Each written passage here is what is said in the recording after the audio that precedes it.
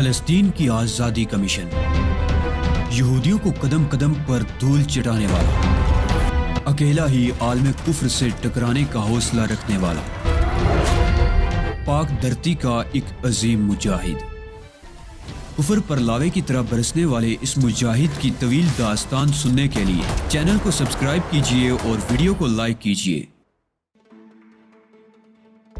زنجیر کو میری بغلوں میں ڈال کر کس دیا گیا اور پھر اسے کسی میکانزم کے تحت اوپر اٹھا دیا گیا۔ اب میں کمرے کے درمیان میں لٹک رہا تھا۔ جلاؤ اسے، خوب جلاؤ، باربن بولا اور زنجیریں ہلنے لگیں۔ میرا سر بری طرح چکرا رہا تھا۔ کوئی ہیکل شخص چمڑے کا ہنٹر لے کر میرے سامنے آ گیا اور پھر سڑاک کی آواز کے ساتھ ایک ہنٹر میری پشت پر پڑا۔ میرے حلق سے شدید کراہ نکل گئی تھی۔ یہاں تمہارا مددگار کون ہے؟ وائکو نے پوچھا۔ اس طرح تم مجھ سے کچھ نہیں معلوم کر سکو گے۔ کوشش کرتے رہو، کوشش۔ میری کمر پر دوسرا کوڑا پڑا اور اسی وقت ایک فائر کی آواز گونجی اور اس کے ساتھ ہی ایک دل خراش چیخ۔ کوڑے برسانے والے قوی ہیکل شخص کے سینے پر گولی نے سوراخ کر دیا اور پھر وہ کوڑے سمیت اوندے منہ زمین پر آ رہا۔ وائکو پھرتی سے اچھل کر دوسرے کونے میں جا چھپا تھا۔ فائر کی آواز باہر سن لی گئی تھی۔ یقیناً وائکو کے آدمی آس پاس موجود تھے، کیونکہ چند ہی لمحوں کے بعد دروازے پر زور زور سے دستک ہونے لگی۔ پھر چند لوگ دڑدڑاتے ہوئے اندر گھس آئے۔ دیکھو کتے کے بچوں، باہر دیکھو، کسی نے فائر کر کے اسے ہلاک کر دیا ہے۔ وائکو اپنے آدمیوں کو دیکھ کر دوڑا اور وہ لوگ جس طرح اندر داخل ہوئے تھے اسی طرح بدحواسی سے باہر نکل گئے تھے۔ باربن وائکو اپنی جگہ سے اٹھ گیا۔ کوی ہیکل شخص کی لاش زمین پر پڑی تھی۔ گولی اس کے دل کے مقام پر لگی تھی، اس لیے وہ فوراً ہی مر گیا تھا۔ میں بے بس تھا، اس موقع سے کوئی فائدہ نہیں اٹھا سکتا تھا۔ میرے ہاتھ چھت کی طرف کھینچے ہوئے تھے۔ آہنی زنجیروں سے لٹکتے ہوئے سارا زور کندھوں پر پڑ رہا تھا۔ باربن وائکو کے چہرے سے سخت پریشانی جھلک رہی تھی۔ اس نے میری طرف دیکھا اور گالی دیتے ہوئے بولا، یہاں تیری مدد کون کر رہا ہے؟ یہ بھی تو ہی بتائے گا کتے؟ میں دیکھ لوں گا، میں تجھے دیکھ لوں گا۔ وہ دروازے کی طرف بڑھ گیا۔ باہر نکل کر وہ چیخا، تمام کتوں کو پکڑ لو، سب ایک جگہ جمع ہو جاؤ، پہلے ان کتوں کو ہلاک کر دو، اس کے بعد سب ٹھیک ہو جائے گا۔ میں اس کی اول فول سن رہا تھا، لیکن اس وقت میری اپنی حالت خراب تھی۔ میں اس عذاب سے بچنے کے لیے ترکیب سوچنے لگا۔ کمرے میں اس وقت میرے علاوہ صرف اس کوی ہیکل کی لاش تھی۔ میں نے ان زنجیروں کے انتہائی سرے کا جائزہ لیا اور پھر ایک تجویز میرے ذہن میں آ گئی۔ میں ان زنجیروں کو پکڑ کر آہستہ آہستہ اوپر اٹھنے لگا۔ ہر چند کے اس کوشش میں میرے بدن کی ہڈیاں کڑکڑا رہی تھی، لیکن میں نے ہمت نہیں ہاری اور زور لگاتا ہوا کسی نہ کسی طرح چھت کے قریب جا پہنچا۔ پھر میں نے چھت کی شہتیر میں دونوں پاؤں اڑائے اور ایک ہاتھ سے آنکڑے میں پکڑی ہوئی زنجیر کا کنڈا نکال لیا۔ پھر خود کو نیچے گرنے سے سنبھالنے کے لیے میں نے دوسری زنجیر کا سہارا لیا اور نیچے آ گیا۔ اب میں آزاد تھا، لیکن میں نے بدحواسی سے کام نہیں لیا۔ پہلے اس لاش کے بدن کو ٹٹولا، لیکن بدبخت کے پاس ایک لمبے چاقو کے علاوہ کچھ نہیں تھا۔ میں نے اسی چاقو کو غنیمت تصور کیا اور اسے اپنے قبضے میں لے کر باہر نکل آیا۔ پہلے خود کو محفوظ کرنے کا تصور تھا، اس کے بعد ہی کچھ اور سوچا جا سکتا تھا۔ چنانچہ اس کمرے سے نکل کر میں ایک اور راہداری میں دوڑنے لگا۔ راہداری بائیں سمت گھوم گئی اور دفعتاً میں نے اس جگہ کو پہچان لیا۔ سامنے وہی کمرہ تھا جس میں لورین سے ملاقات ہوئی تھی۔ میں جانتا تھا کہ باربن وائکو ان لوگوں کی تلاش میں ہے جو اس کی رہائش گاہ میں میری مدد کر رہے تھے۔ اس کے آدمی یقیناً چاروں طرف دوڑتے پھر رہے ہوں گے۔ کیا عجب کہ کچھ لوگ ادھر بھی نکل آئیں اور مجھے دیکھ لیا جائے، اس لیے اس وقت فوری پناہ گاہ کی ضرورت تھی۔ میں نے لورین کے دروازے کو آزمایا اور دروازہ کھل گیا، لیکن کمرہ خالی تھا۔ لورین کمرے میں موجود نہیں تھی، البتہ اس کے بدن کی بینی خوشبو کمرے میں بسی ہوئی تھی۔ کمرے میں چھپنے کی کوئی جگہ نہیں تھی سوائے مسہری کے۔ چنانچہ میں اس کے نیچے گھس گیا۔ جو کچھ بیتی تھی اس نے انجر پنجر ڈھیلے کر دیے تھے۔ اس وقت آرام کی شدید ضرورت تھی۔ میں فرش پر سیدھا لیٹ گیا۔ پھر میں نے اس کمرے کے بارے میں سوچا، کیا میں یہاں محفوظ ہوں؟ نیند سے یا بے ہوشی سے جاگنے کے بعد عذاب شروع ہو گیا تھا۔ حالات کے بارے میں سوچنے کا ایک لمحہ نہیں ملا تھا، لیکن اب ذہنی حالت اعتدال پر آتی جا رہی تھی۔ میرے خیال میں یہ کمرہ اس وقت میری محفوظ پناہ گاہ تھی، کیونکہ یہیں سے مجھے گرفتار کیا گیا تھا۔ گرفتار کا لفظ نہایت موزوں تھا۔ ان لمحات کو نیند نہیں کہا جا سکتا تھا جن میں میں ان کے ہاتھ لگا۔ لورین نے خلوص کا مظاہرہ کرتے ہوئے مجھے مسہری پر سونے کی پیشکش کی تھی اور میں سو گیا تھا، لیکن کوئی بھی نیند اتنی گہری نہیں ہوتی کہ انسان کو ایک جگہ سے دوسری جگہ منتقل کیا جائے اور اس کو خبر بھی نہ ہو۔ صاف ظاہر تھا کہ سوتے ہوئے مجھے بے ہوش کر دیا گیا تھا۔ اور یہ کارروائی لورین کے علاوہ کس کی ہو سکتی تھی؟ لورین، میں نے زہر خون کے ساتھ سوچا، ایک مجرم باپ کی بیٹی، دلچسپ واقعات کی شائق۔ میں اس کے کمرے میں پہنچا تو اس نے مجھ سے لطف لینے کی ٹھانی اور مجھے پناہ دیکھ کر ایک کہانی گڑھ کر سنائی۔ ظاہر ہے وہ کہانی جھوٹی تھی۔ اب مجھے دوبارہ دیکھ کر وہ کہے لگائے گی، لیکن یہ سب کچھ تو چلتا ہے، اس راہ میں ایسے موڑ تو آتے ہی رہتے ہیں۔ تجربے شاہد تھے، بے شمار معصوم لڑکیاں شیطان صفت نکلی تھی اور لاتعداد گناہ گار لڑکیوں نے اعلیٰ کردار کا مظاہرہ کیا تھا۔ ہاں، لورین دوبارہ میرے ہاتھ لگ جائے تو۔ ویسے میرے خیال میں لورین کو اس بات کا گمان بھی نہیں ہوگا کہ میں جس کمرے میں گرفتار ہوا ہوں اسی میں پناہ لینے کی کوشش کروں گا، اس لیے بھی یہ کمرہ محفوظ تھا۔ دفعتاً کچھ آہٹیں محسوس ہوئیں اور میں نے سانس روک لی۔ کروٹ بدل کر میں نے دروازے کی طرف دیکھا اور اس کے کھلنے کا انتظار کرنے لگا۔ چند ہی لمحے میں مجھے اندازہ ہو گیا کہ آہٹیں دروازے کی طرف سے نہیں بلکہ ملحقہ باتھ روم سے آ رہی تھی۔ میں دانتوں میں زبان دبا کر رہ گیا۔ لورین کمرے ہی میں تھی، غسل خانے میں۔ باتھ روم کا دروازہ کھول کر اندر آنے والے قدم لورین ہی کے تھے۔ میں نے سانس روک لی اور اس کی حرکات کا جائزہ لینے لگا۔ اس نے آئینے کے سامنے جا کر بال وغیرہ سنبھالے اور پھر ٹیپ ریکارڈ پر ایک ریکارڈ لگا کر مسہری پر نیم دراز ہو گئی۔ مدھم سروں میں موسیقی نشر ہونے لگی تھی۔ میں نے سکون کی ٹھنڈی سانس بھری۔ لورین ایک بار پھر اپنی جگہ سے اٹھی اور ایک شیلف سے کوئی رسالہ نکال کر دوبارہ مسہری پر آ گئی۔ ابھی زیادہ دیر نہیں ہوئی تھی کہ دروازے پر دستک ہوئی۔ کون ہے؟ لورین نے پکارا اور دروازہ کھل گیا۔ گڑبڑ ہو گئی لورین بابا، کوئی ادھر تو نہیں آیا؟ دفع ہو جاؤ، لورین غرائی۔ میں بس بابا۔ آنے والا الٹے پاؤں واپس چلا گیا۔ کتے، لورین نے نفرت سے کہا اور اٹھ کر دروازہ بند کر دیا۔ وقت آہستہ آہستہ گزرتا رہا۔ میں نے دل میں فیصلہ کر لیا تھا کہ اب کچھ وقت یہیں گزاروں گا اور اگر لورین کو میری موجودگی کا شبہ ہو گیا تو پھر یہ چاقو اس کی حسین گردن کو اس کے بدن سے جدا کر دے گا۔ بدن کی تکلیف کسی قدر کم ہو گئی تھی، صرف وہ جگہ درد کر رہی تھی جہاں ہنٹر پڑے تھے۔ سب سے زیادہ تکلیف دہ چیز بھوک تھی جو نڈال کیے دے رہی تھی، لیکن اسے دور کرنے کا کوئی ذریعہ نہیں تھا۔ دوپہر کو لورین باہر نکل گئی اور اس کے جانے کے بعد میں بھی اپنی جگہ سے باہر نکل آیا۔ غسل خانے میں جا کر پانی پیا اور پھر کسی خیال کے تحت اس درمیانی کھڑکی کے پاس آ گیا جو باربن کے کمرے میں کھلتی تھی۔ دوسرا کمرہ خالی تھا۔ میں نے اس کھڑکی کا جائزہ لیا۔ اسے توڑے بغیر دوسرے کمرے میں داخل ہونا ممکن نہیں تھا اور کھڑکی توڑنا آسان نہیں تھا۔ پھر اس سے فائدہ بھی کیا؟ چند لمحوں کے بعد دوبارہ اپنی پناہ گاہ میں آ گیا۔ لیٹے ہوئے زیادہ دیر نہیں ہوئی تھی کہ لورین واپس آ گئی۔ اندر آ کر اس نے ٹیپ ریکارڈ دوبارہ آن کیا اور مسہری پر دراز ہو گئی۔ بھوک کا کوئی حل نہیں تھا۔ رات ہونے کا انتظار کر رہا تھا تاکہ پہلے یہاں کے کچن کا جائزہ لوں اور اس کے بعد کچھ اور۔ مدھم دھن کمرے کے نیم تاریک ماحول کو خوابیدہ کر رہی تھی۔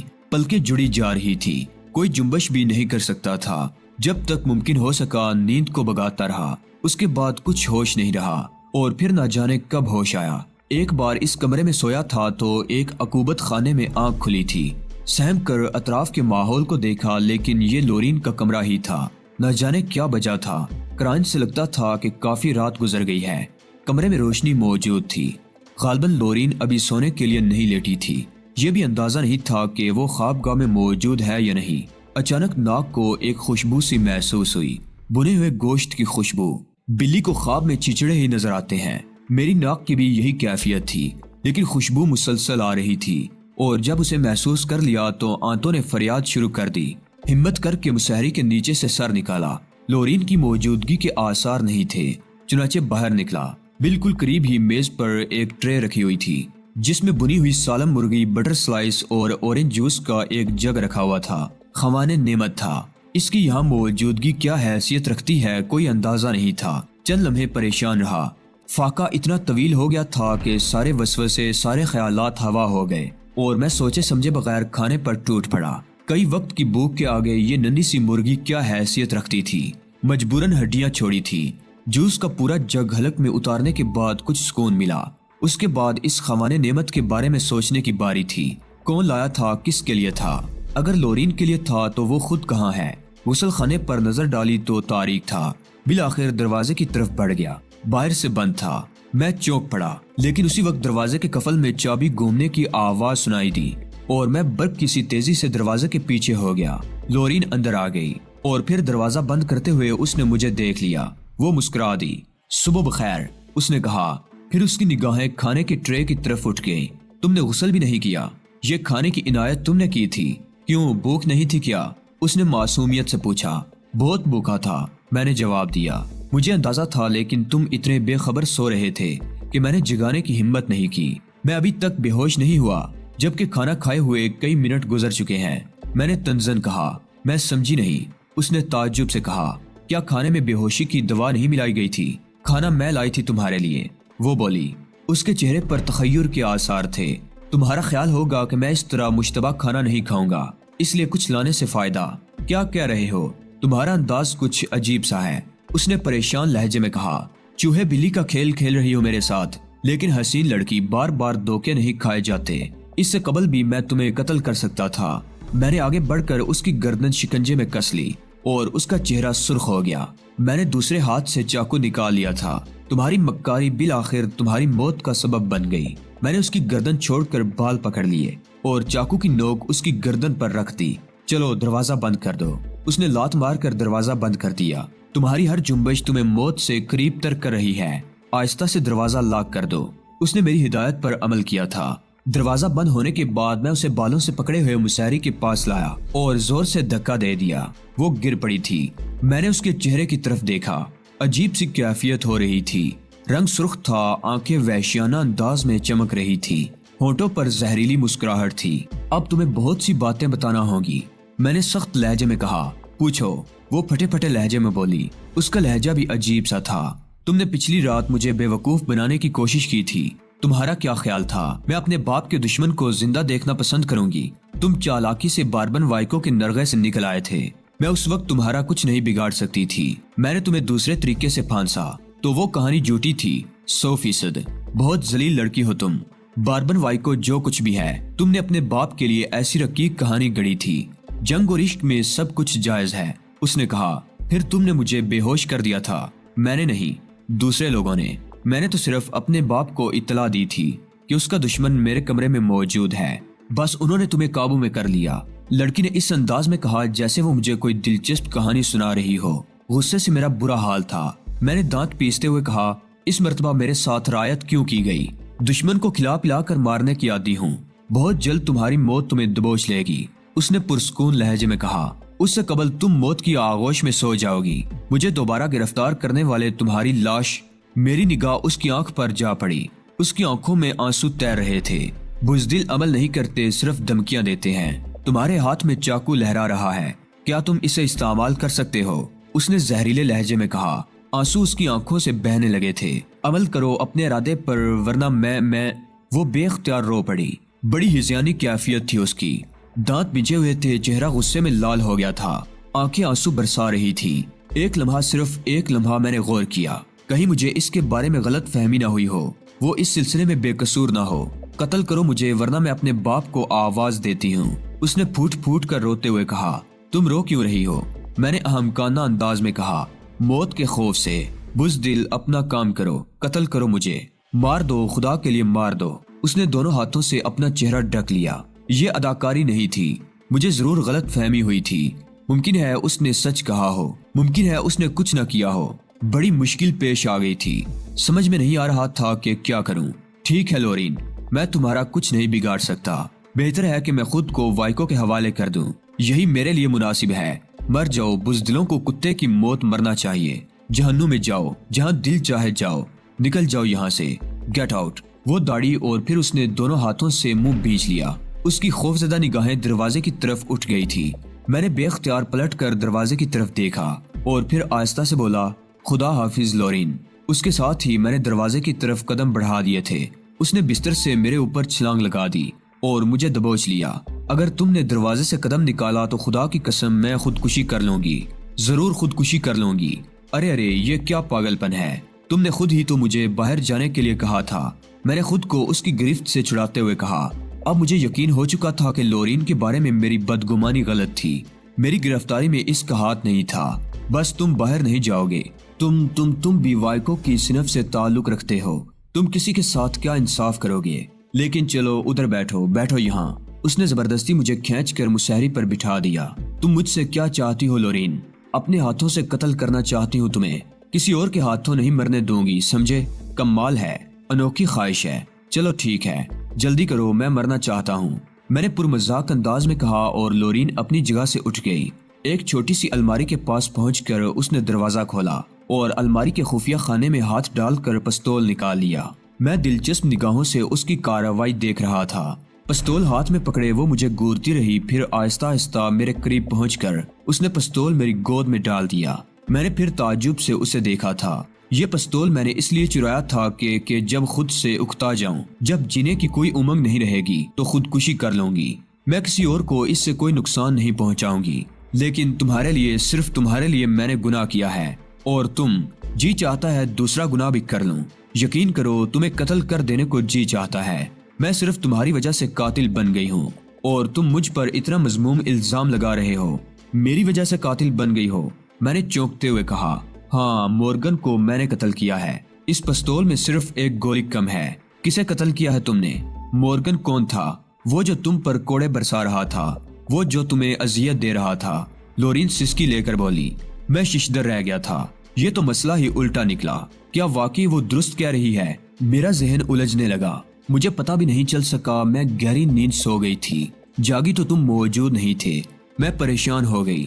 میں نے خفیہ طور پر معلومات حاصل کی تو پتا چلا کہ تمہیں میرے کمرے سے گرفتار کر لیا گیا ہے۔ میں پاگل ہو گئی، لیکن اس پاگل پن میں بھی میں نے ہوشیاری سے کام لیا اور ہنگامہ نہیں کیا۔ میں نے خاموشی سے تمہارا سراغ لگایا اور تمہیں اذیت گاہ میں تلاش کر لیا۔ مورگن اس وقت تمہیں کوڑے لگا رہا تھا۔ میں نے مورگن کے دل کا نشانہ لے کر فائر کر دیا۔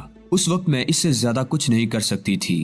وہ پھر رونے لگی اور میں احمقوں کی طرح اسے دیکھتا رہا، اور تم روتے روتے اچانک اس نے میری طرف انگلی سے اشارہ کرتے ہوئے کچھ کہنا چاہا، مگر پھر بات ادھوری چھوڑ دی۔ واقعی لورین، میں بہت گھٹیا انسان ہوں۔ میں نے اپنی محسن پر اتنا بڑا الزام لگایا، لیکن معافی کی گنجائش بہرحال ہوتی ہے۔ کیا تم مجھے معاف کر سکتی ہو؟ کر سکتی ہوں، اس نے روتے ہوئے کہا، اور مجھے اس کے انداز پر ہنسی آ گئی۔ میری ہنسی کی آواز پر اس نے مجھے دیکھا اور چڑ گئی۔ تم مسلسل میرا مذاق اڑائے جا رہے ہو۔ نہیں لورین، یقین کرو میں اپنی غلط فہمی پر نادم ہوں۔ بلا شبہ گرفتاری کے بعد جب اس اذیت گاہ میں میری آنکھ کھلی تو میں نے یہی سوچا کہ تم نے مجھے گرفتار کرایا ہے۔ اس وقت میری غلط فہمی بجا تھی، لیکن لورین، میں خلوص دل سے تم سے معذرت خواہ ہوں۔ میرے ان الفاظ پر اس کے چہرے پر طمانینت نظر آنے لگی، اور پھر مدھم سی مسکراہٹ اس کے ہونٹوں پر پھیل گئی۔ اس نے کہا، شاید میں نے تمہیں معاف کر دیا ہے۔ شاید کا لفظ خوب ہے لورین۔ ہاں، بس میرے دل میں اب تمہارے لیے کوئی کھوٹ نہیں ہے۔ اس کے لیے میں تمہارا شکر گزار ہوں لورین، لیکن یہ سوال بار بار میرے ذہن میں پیدا ہو رہا ہے کہ تم میرے اوپر یہ احسانات کیوں کر رہی ہو۔ لورین چند لمحے مجھے دیکھتی رہی، پھر اس نے کہا، دیکھو، میری طرف سے کسی غلط فہمی کا شکار نہ ہونا۔ سچ سچ بتا دوں تمہیں، میں اپنے ماحول سے بیزار ہوں۔ مجرموں کی اس بستی میں اپنے آپ کو آج تک اجنبی سمجھتی رہی ہوں، حالانکہ میں نے اسی ماحول میں آنکھ کھولی ہے۔ باربن وائکو کے بارے میں تمہیں تفصیلات بتا چکی ہوں کہ کس طرح وہ جرم کی زندگی کی طرف مائل ہوا، لیکن اس وقت میں ناسمجھ تھی اور ان تمام معاملات سے مجھے کوئی دلچسپی نہیں تھی۔ ماں کی موت کے بعد میرے احساسات جاگے اور میں اپنے آپ سے بیزار ہو گئی۔ زندگی گزارنے کے لیے اور کوئی راستہ نہیں تھا، اور پھر ایک باپ کی حیثیت سے باربن وائکو مجھے چھوڑ بھی نہیں سکتا تھا۔ ظاہر ہے یہ اس کی انا کا مسئلہ تھا، لیکن میں نے ایک لمحہ بھی یہ محسوس نہیں کیا کہ میں باپ نام کی کوئی چیز رکھتی ہوں۔ میں نے اپنے آپ کو اس ماحول میں قطعی اجنبی محسوس کیا ہے، اور ایک اجنبی ماحول میں تم کب تک زندگی گزار سکتے ہو؟ میں خاموشی سے اس کی شکل دیکھتا رہا۔ لورین سامنے کی دیوار کو گو رہی تھی۔ دفعتاً میں نے چونک کر کہا، لورین، میری یہ امداد کہیں تمہارے لیے مصیبت نہ بن جائے۔ باربن وائکو کے آدمی میری تلاش میں کتوں کی مانند زمین سونگتے پھر رہے ہیں۔ ایک بار مجھے تمہاری خوابگاہ سے گرفتار کیا گیا، کہیں ان کی توجہ پھر اس طرف نہ ہو جائے۔ لورین مسکرا دی، پھر بولی، تم نے یہاں واپس آنے کے سلسلے میں جو کچھ سوچا ہے وہی میں نے بھی سوچا ہے۔ کیا تم نے یہ نہیں سوچا کہ وہ کمرہ جو ایک بار تمہاری گرفتاری کا سبب بنا ہے اب تمہارے لیے محفوظ ترین ہے، اور وہ لوگ یہ نہیں سوچیں گے کہ تم دوبارہ اسی سمت کا رخ کرو گے؟ ہاں، میں نے یہی سوچا تھا، لیکن اب کچھ اور ہی سوچ رہا ہوں۔ کیا؟ اس نے سوال کیا۔ اس وقت میرے ذہن میں خیال تھا کہ میری گرفتاری کا سبب تم ہو۔ یہاں پناہ لیتے ہوئے میرے ذہن میں یہی خیال تھا کہ دوبارہ مجھے یہاں تلاش نہیں کیا جائے گا، لیکن اب صورتحال تبدیل ہو چکی ہے۔ کیا باربن وائکو کا ذہن تمہاری طرف نہیں جا سکتا؟ کیا وہ نہیں سوچ سکتا کہ ممکن ہے کہ تم ہی میری پشت پناہ ہو؟ میں نے پرخیال انداز میں کہا۔ لورین کے چہرے پر چند لمحات کے لیے سنجیدگی طاری ہو گئی، پھر وہ آہستہ سے بولی، ہاں اس کے امکانات ہیں، لیکن پھر کیا کیا جائے؟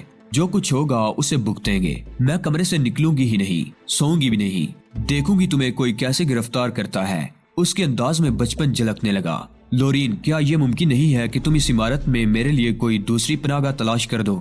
تم عجیب آدمی ہو۔ کیا جیسی آرگن میں تمہیں کوئی اور ٹھکانہ نہیں ملا؟ اپنے دشمنوں کے درمیان رہنا چاہتے ہو؟ قصہ کیا ہے؟ میں تو یہ سوچ رہی تھی کہ مناسب موقع ملتے ہی تمہیں یہاں سے نکال دوں گی اور تم یہاں رہنے کے خواہش مند ہو۔ لورین کے سوال پر لمحہ بھر میں سوچتا رہا اور پھر گہری سانس لے کر بولا، ہاں لورین، میں یہاں سے اپنا مقصد حاصل کرنے کے بعد نکلنا چاہتا ہوں۔ کیا مقصد ہے تمہارا؟ اور ایک بات سنو، تم کسی قدر عجیب انسان ہو۔ ہم لوگ اتنے مراحل سے گزر چکے ہیں، لیکن میں اب بھی تمہیں تمہارے نام سے نہیں پکار سکتی۔